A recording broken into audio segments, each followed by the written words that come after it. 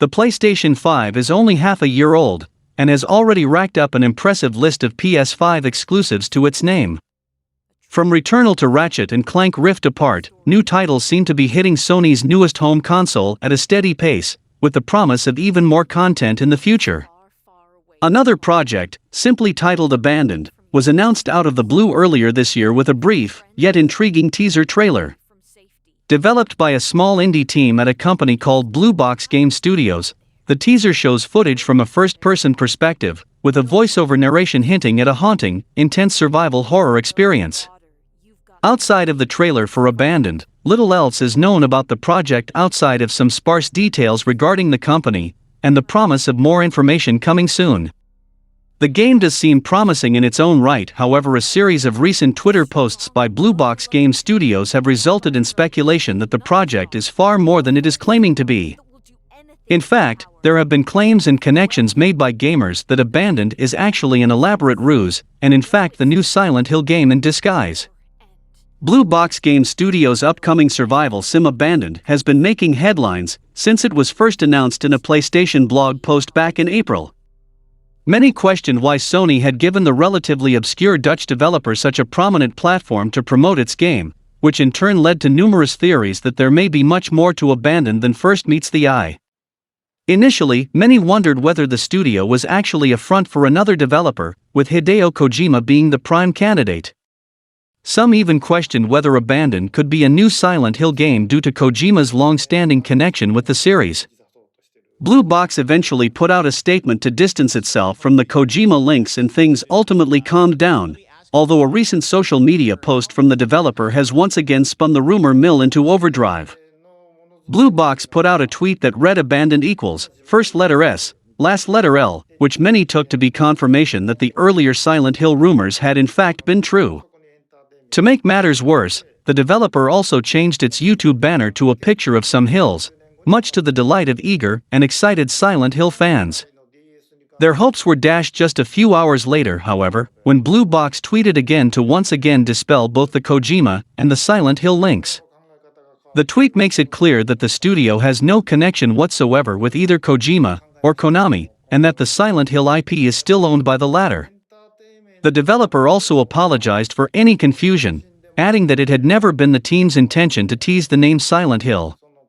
Given the previous rumors, though, many are finding it hard to believe that the studio didn't know exactly what it was doing when it put out the not-so-subtle tweet. Despite Bluebox denials, I still believe that Kojima is involved with the project in some way, and there may well be evidence to back that up. First and foremost, Kojima has some history of this, having once used the pseudonym Moby Dick Studio during the development of Metal Gear Solid 5. Then there's Bluebox mysterious founder Hasan Karaman, who, as well as sharing the same initials as Hideo Kojima, also has a name that means handsome hero when translated from Arabic and Turkish into English. Whether accidental coincidental or not, the Kojima and Silent Hill links have undoubtedly raised the profile of Abandoned, a game that may have not been in the spotlight were it not for the intense speculation. With a reveal expected in less than a week, quite possibly in the form of a demo streamed directly to players' PS5s, the timing of today's tweets has once again thrust Abandoned into the spotlight. Bluebox Studio could have made an honest mistake, with its responses to questions truly genuine in stating that it has no affiliation with Hideo Kojima or the Silent Hill IP. However, the bizarre series of events that have occurred recently regarding the project are at least worth being placed under a microscope for further investigation. From the get-go, Abandoned is being marketed as a PlayStation 5 exclusive with full backing from Sony for marketing and development, getting support from PlayStation's top-tier studios. The game page on PlayStation blog also delves further into some of the details pertaining to the gameplay and overall tone of the experience. Abandoned is aiming to deliver a truly realistic first-person experience, full of dread and nerve-wracking situations. The title claims to take full advantage of features inside the DualSense controller, the PS5's 3D audio capabilities, as well as the horsepower in the console itself, delivering photorealistic graphics. While indie games have delivered some impressive titles over the years, the level of ambition on display for Abandoned seems extremely high for what is claimed to be a very small team. The official website for Bluebox Game Studios is completely barren, almost an unfinished template for further updates and designed to be finalized later. The studio has seemingly worked on no prior games, and is apparently working under the direction of a game director named Hassan Karaman. This individual has no profile picture on his LinkedIn profile, nor is there information on his past work prior to the development of Abandoned. It's possible that he simply hasn't updated his online profile, but it is worth noticing that the initials of his name match that of Hideo Kojima's, H.K., possibly serving as a sneaky alias to keep the game under wraps. While this may seem like grasping at straws, it is worth noting that this isn't the first time Hideo Kojima has pulled a tricky stunt like this when advertising one of his projects. Back in 2012, prior to the proper announcement of Metal Gear Solid 5, the game was teased as a new IP, simply titled The Phantom Pain. Furthermore, the project was claimed to be in production by a new team at Moby Dick Studio, under the direction of a designer named Joachim Mogren. It was later revealed that this was all a gag, and the name Joachim Mogren was an anagram for Hideo Kojima. In also Death Stranding director's cut, Sam wears a blue costume and step into a box, which would be a Metal Gear reference, but also could mean Bluebox Studios. The text they used in a Twitter header was the same font used in the PT game. And the name Abandoned, what was PT and what happened to it? It was abandoned. It is important to reiterate that this is all a guessing game at this point in time, until more information regarding Abandoned is unveiled. Bluebox Game Studios apologized for its Twitter post, claiming it never meant to cause such a frenzy for fans of Silent Hill. Still, there are some interesting coincidences at play here, so it will be very intriguing when Abandoned posts more details about the game in the near future. If it was nothing to do with Silent Hill, the owners of the Silent Hill IP would be hitting them with lawsuits, as it is associating their IP with Bluebox. However, I am very looking forward to this game, and they promised a live demo, running real-time on a PlayStation 5, in which we have to install an app, and also confirmed that the game will release this year. So let's wait and see, and only time will tell what this game is. It may be revealed during the rumored next PlayStation showcase that is said happen this month or early July. Moving forward, we have plenty of news from the interview of PlayStation boss Jim Ryan. Sony Interactive Entertainment CEO Jim Ryan recently confirmed that PlayStation has some exciting mobile game announcements coming up, even going so far as saying that an announcement could come sooner than you might think. Ryan recently put together a question and response session with Axios, in which he addressed a variety of PlayStation hot topics. One of those topics was PlayStation's ongoing efforts to expand into the mobile gaming market. As part of his response, Ryan says that the fruition of PlayStation's ongoing mobile efforts could start being shown to the public soon. He doesn't clarify how soon or what kind of mobile effort he's referring to, but it's more than many likely expected. Speaking about mobile game development is just part of a larger conversation that Ryan addressed, not just in this interview, but often in recent months. That conversation is PlayStation expanding beyond just PlayStation hardware to release games. PC is a big part of that conversation too, but mobile gaming is also extremely lucrative. As for why PlayStation is expanding beyond consoles, Ryan says that the company's IP portfolio is in such a good place right now that it would be perverse limiting it to just PlayStation platforms. PlayStation's PC efforts are widely publicized in gaming communities, with both Horizon Zero Dawn and Days Gone being ported relatively recently. PlayStation's mobile efforts are still developing, however. Sony Studios recruited for a head of mobile development in early 2021, but has kept largely quiet since. That's understandable since these things take time, but confusion also breeds a lot of speculation. Many PlayStation fans are wary of PlayStation's mobile efforts. The mobile gaming market is very different from the console gaming market, or even the PC gaming market. The type of games that succeed on mobile could, if released by Sony, potentially create a controversy. That could be why PlayStation is taking things slowly. According to Ryan, PlayStation is currently working on a number of models to open up mobile for the company. That could mean creating PlayStation originals for mobile, porting certain PlayStation games to mobile, or acquiring popular mobile studios and making their IP part of PlayStation. Knowing PlayStation, if it's taking an expansion into mobile seriously, it'll be all of the above. We may even find out what PlayStation's first step will be soon. I think rather than porting games, creating new games specifically for mobile would be better. Because mobile is not as same as consoles. Games like Among Us, Candy Crush, Clash of Clans saw a great success, and it would be better choice creating mobile type of games rather than porting big games, which is not good for the identity of the console. Scalpers have proven themselves to be a persistent bane to retailers and legitimate consumers since the launch of the PlayStation 5 and Xbox Series consoles in November 2020. Even 7 months later, an extremely large number of people still haven't managed to purchase a PS5 due to shortages, as evidenced by the flurry of posts on social media every time a retailer gets new stock. And it seems that stores and gamers aren't the only ones frustrated by the situation. Within 3 months of the launch of the PlayStation 5, data engineer Michael Driscoll estimated that scalpers own 10 to 15% of all the PS5 consoles in the US and had raked in an overall profit of $43.2 million by hiking prices, often more than double the suggested retail price. And it's not just the US that is having a problem with scalpers. In the UK, members of parliament began looking at ways to inhibit the unscrupulous entrepreneurs, with one member stating that scalping doesn't give the ordinary customer fair access to the market. President and CEO of Sony Interactive Entertainment Jim Ryan has also weighed in on the subject of scalpers and how they're affecting the market. This really frustrates me and upsets me, especially when resellers and bots manage to get their hands on stock, Ryan stated in an interview with Axios. He confirmed that Sony is working extremely hard with retailers to get the new console into real consumers' hands.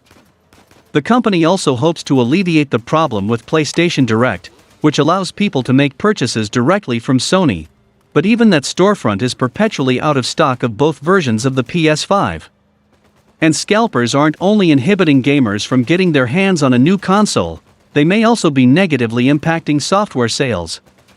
In December, a Bloomberg report showed that there was only one physical game purchased for every 3 consoles sold in Japan, because scalpers aren't buying games for consoles they intend to sell and regular consumers aren't buying games for consoles they can't even purchase. Software sales are the primary way that Sony and Microsoft recoup the costs of console manufacturing, which is often done at a loss, so the unusually low number of games sold may hurt profitability of the next-gen consoles for years to come. Despite this, PS5 scalpers have expressed displeasure about their bad reputation, comparing their actions to that of buying and selling produce from farmers. The co-founder of The Lab, a company that teaches people how to scalp products, commented that there seems to be a lot of bad press on this incredible valuable industry, and I do not feel that it is justified at all. In his opinion, scalpers serve merely as middlemen and their intentions have been largely misunderstood by the public. It isn't just that the PS5 and Xbox Series X are in high demand, which they are, but due in part to component shortages that prevent increased production. Now, the United States Senate is moving forward with a funding bill that could improve the situation. The worldwide shortage of semiconductor production has led to capped manufacturing across many industries. A new bill has just been voted through the United States Senate that puts forward $52 billion in funding towards semiconductor production domestically. The funding would theoretically help improve ongoing shortages for gaming hardware including the PS5 and Xbox Series X, as well as PC hardware including graphics cards like NVIDIA's 30 series GPUs. Domestic semiconductor funding is included in a larger bill called the U.S. Innovation and Competition Act, a funding package intended to encourage U.S. competition in certain technologies dominated by other regions and China especially. Over $200 billion total is included in the USICA, which passed with bipartisan support in the U.S. Senate. The bill still needs to be passed in the U.S. House of Congress before being signed by President Joe Biden. It's unclear if any further alterations will be made to the bill as part of the process. This new round of funding for semiconductor production and research in the U.S. comes after President Biden issues a 100-day review of ongoing shortages in early 2021. The review was published this past Tuesday, helping provide momentum to the USICA as it moved forward in the Senate. A statement from the Biden administration following the review acknowledged that there was no quick, immediate fix, but made clear expanding domestic production capabilities is the correct answer. What that means for gamers across the world hoping to see PS5 and Xbox Series X availability increase in the short term is nothing but bad news. Even if the US funding bill is approved rapidly, it's unlikely to result in increased production for some time. This is a long-term effort at best, and its impact may be difficult to ascertain even years into the future. The global semiconductor shortage is unlikely to lighten, it seems. PS5, Xbox Series X, and PC graphics card shortages are likely to continue for the foreseeable future. The hope is that the semiconductor shortage will end gradually over time, and then after it ends it'll be much more unlikely to happen again. Sony confirmed that it will break even with the PlayStation 5 manufacture and profit in July, and Ratchet & Clank Rift Apart bundles are being in circulation. We can expect a huge restock in a few months. In a historical move, Sony removed Cyberpunk 2077 from the PlayStation Store last year. When the highly anticipated CD Projekt Red title officially launched, it did so with numerous bugs, especially on previous-gen consoles, the Xbox One and of course, the PlayStation 4. The ports suffered technical issues so severe they nearly made the games unplayable in some cases. As such, Sony delisted Cyberpunk from the PlayStation Store not even a month after its release, something it's pretty much never done before. In a recent interview with Axios, PlayStation boss Jim Ryan spoke more about the reason behind the decision. Particularly, PlayStation's competition expands way beyond gaming. Sony has films on the way, such as Uncharted and Ghost of Tsushima, and it even has a TV adaptation of The Last of Us. As such, its decisions veer more toward keeping its ever-expanding community happy, and a part of doing that means not knowingly selling them a game that might result in a bad experience. Again, Cyberpunk 2077 bugs ran rampant when it first launched, especially on consoles such as the PS4 and Xbox One. The issues actually ruined enough player experiences that Sony, as well as Microsoft and CD Projekt Red, got hit with widespread demand for refunds. So, essentially, while it was a tough decision for Sony to make, it ultimately settled on removing Cyberpunk 2077 from the PlayStation Store, not wanting to sell something faulty at the time. That said, Ryan didn't have anything to say regarding how CD Projekt Red could get Cyberpunk back on the PlayStation Store. His silence could mean that PlayStation just has no intention of putting the game back up, but more likely that he just doesn't want to say anything that's not concrete or well thought out. If he states something, then CD Projekt only has to meet whatever he says to get Cyberpunk back on the listings, and that may not be in PlayStation's best interest considering the state of the game. That said, CD Projekt Red has been doing its best to clean up Cyberpunk, releasing patches like the recent patch 1.2. Considering PlayStation decided to revoke Cyberpunk from the store due to community feedback, it might reinstate it should the community support such a decision. As it stands, while CD Projekt Red has fixed up the ports to make them playable, Cyberpunk still suffers from glitches. The studio might be able to get the game back up with a few more patches. However, it could finally be making a return to the PlayStation Store in the near future. While CD Projekt Red recently stated that it did not know when Cyberpunk 2077 would return to PlayStation, evidence has been found that shows it is on its way to a return. Gamers can find Cyberpunk 2077 if they search the phrase Cyberpunk in the PlayStation Store. Sure enough, it has its own tab and is labeled as just announced. Though it cannot purchase yet, gamers can add it to their wishlists. With it not seen in the PlayStation Store since December, this unmentioned comeback is a bit shocking. As per reports, Cyberpunk 2077 will officially make its comeback on June 21st, where Sony advised fans to not play the game on the base PS4.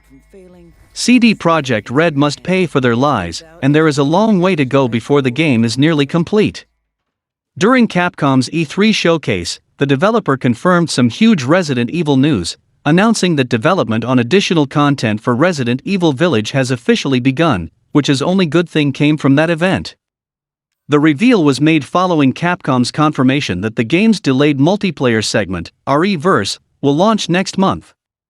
As for what this slice of DLC will be, Capcom doesn't go into specifics, with the announcement coming via a wall of text following a conversation with Resident Evil Village's producer, Tsuyoshi Kanda. All the company has revealed is that it's just started production and players can expect to see more from the immensely popular horror blockbuster.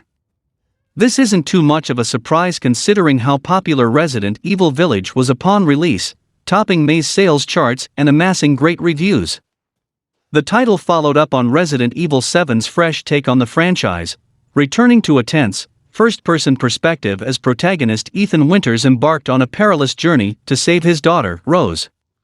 The game leaves a lot of intriguing questions unanswered, so Village will have a lot to expand upon when it eventually does delve into its post-launch content. Resident Evil 7 also had its fair share of DLCs back when it launched in 2017, offering various sub-stories branching off the main campaign. For the most part, they fleshed out the events surrounding Ethan's encounters with the Baker family, showing how the mold took over their minds and drove them insane. Two of these sections even documented the events that took place after the campaign, with one seeing Chris Redfield pursue Lucas Baker through the game's monster-filled mines, and the other following Jack Baker's brother punching mutated alligators to save his niece. If Capcom decides to follow a similar path, then players could be in for some alternate perspectives on the events leading up to Village's campaign. The rest of Capcom's showcase delivered a range of games, including the Great Ace Attorney Chronicles, Monster Hunter Stories 2, and more. It mostly focused on what players know is coming. And up next we have a news from Xbox Game Studios and Rare, as Rare's newest game Everwild replaced its creative director, but it has been rebooted from scratch.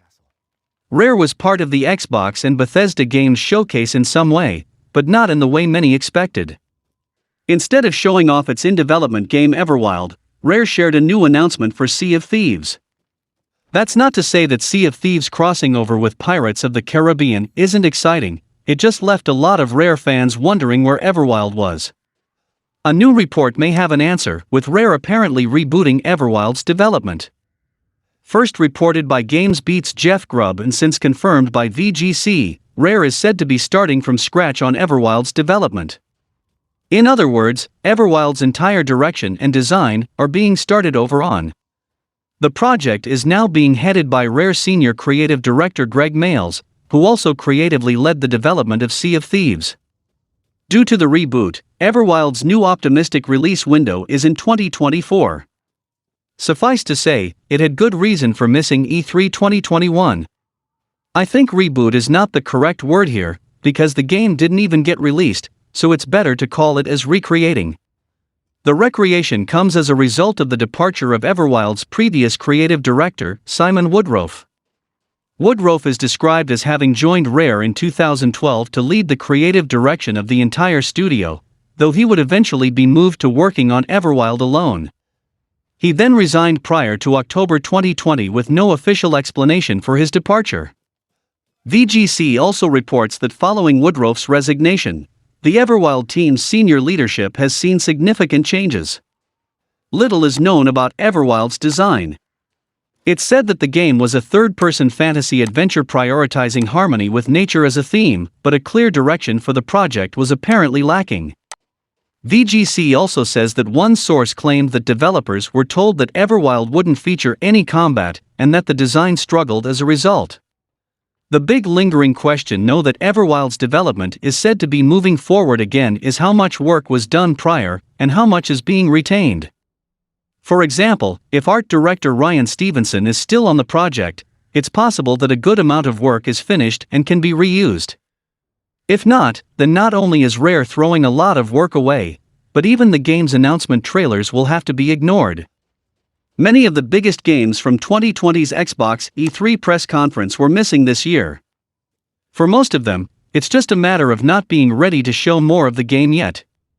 For Everwild, the situation is much sadder to hear. Rare fans may be waiting a couple of years to find out what Everwild has become. They revealed Everwild 3 years ago, and still they don't know what they are going to do with that game, and it's a shame that Rare is in this form, and the inability of talent cultivation of Xbox. However, Xbox announced an extended showcase happening today, so we may be able to get some update on some of its upcoming titles including Everwild. Speaking of Xbox, Mass Effect 4 gains a former Bethesda employee as narrative producer, possibly indicating that the game's production may soon begin ramping up. The Mass Effect Legendary Edition might be enough to keep fans busy for a bit longer, but sooner or later, they are going to want more than a remaster and vague promises. Mass Effect 4 is likely still several years away. However, the team recently gained an important new member. On Monday, Hilary Heskett announced over Twitter that she will be joining the team as Mass Effect 4's narrative producer. The former anthropology major previously worked as the senior brand manager for Bethesda Softworks before returning to EA in 2020. Heskett worked for BioWare in the past, serving as a community consultant and planner from 2011 to 2013. She also oversaw much of the marketing for Dragon Age, Inquisition, its post-launch content, Mass Effect, Andromeda, and Anthem. As Bethesda's senior brand manager, she orchestrated the media campaigns for several major titles. These include Elder Scrolls Online, Starfield, The Evil Within 2, and Ghostwire Tokyo. She also oversaw a substantial part of the company's market research and managed things like the creation of demos and other media events. Heskett returned to BioWare in 2020 to work on brand management for the Dragon Age series. Having even a tangential connection to Andromeda and Anthem might make some BioWare fans nervous. However, neither Heskett's current nor previous positions imply any creative control. Narrative producers usually manage communication between a game's writers, animators, producers, and directors. They also play a significant role in setting development goals and timetables, as well as helping to maintain a coherent vision of the final product. That also includes editing and developing story outlines, treatments, and scripts. It's a crucial job in AAA game development, but not as creatively powerful as the name might imply. However, Heskett's signing likely indicates that BioWare is making progress on Mass Effect 4. Whether it means full production is around the corner is hard to say, but would make sense given that Mass Effect Legendary Edition is well into its post-release period. However, fans probably still have a long wait ahead of them. Only BioWare knows how far along the next Mass Effect is, but not very remains a reasonable guess. BioWare teased the Mass Effect 4 last December. The less than 2-minute teaser chronicled the history of the Mass Effect universe through a series of radio broadcasts and left a few tantalizing clues for Mass Effect fans to pick apart. The series' next entry is likely still a long way off, but hiring a new narrative producer suggests production may soon ramp up. And that's all for the video, guys. Like and share the video for a greater audience. Comment your thoughts on the topics, and if you want to contribute for the growth of the channel, the link to my PayPal in the video's description and in the channel banner. Donations are always appreciated, and it can help me to create more contents and share news consistently, and could open doors for live streams, game playthroughs, podcasts, merch, etc. Thanks for watching the video. Subscribe to the channel and click the bell icon, and until then, from SMPV, it's goodbye.